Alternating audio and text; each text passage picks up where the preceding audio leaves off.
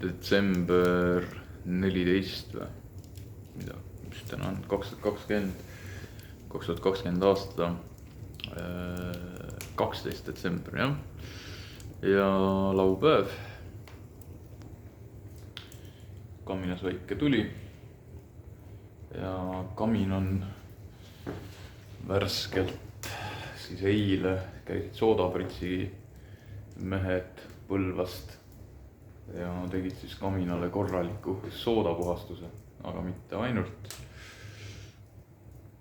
Et puhastatud sai siis ka laed. Laed olid enne siis tumepruuni värvi ja said siis puhtaks tehtud laed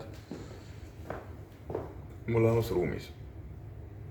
Nüüd põrand sai valmis täpselt üks päev enne. Mees, kes tegi põrandat, lõpetas nende lihvimise siis kopteriga kell 2 öösel umbes. Et betoon jõudis kohale hommiku kell 9, 10 läbi midagi oli betoon maas ja siis läks lahti lihvimine.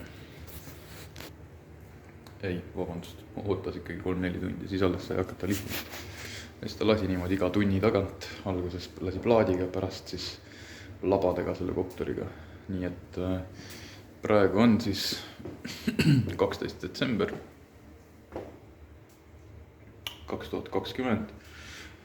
Hoone on minu käes olnud umbes 2 kuud. Ja ära on siis tehtud see, näed see teine kamin sai ka lastud Soodapritsiga puhtaks, oluliselt kauni.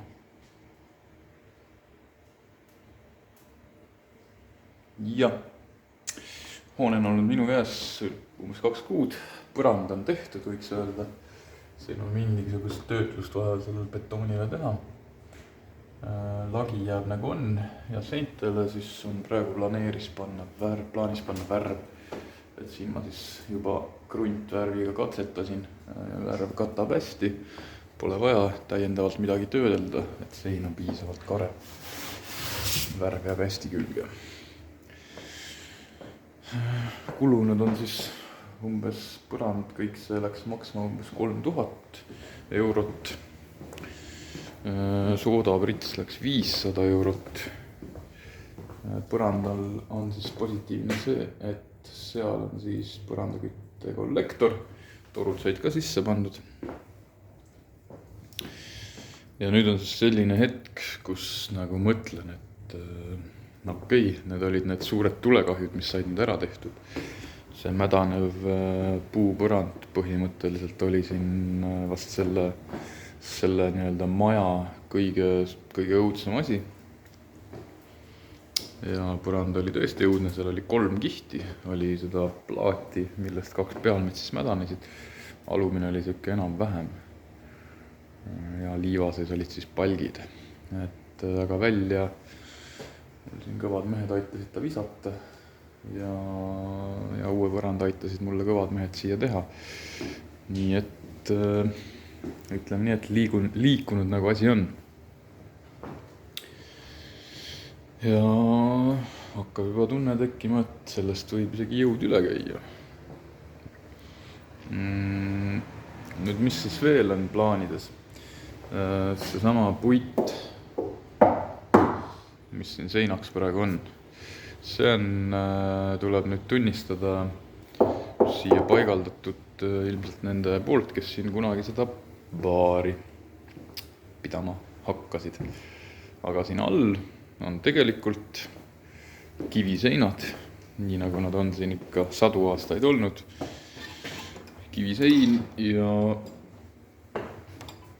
lubirohv ja ma näitan siis esikus.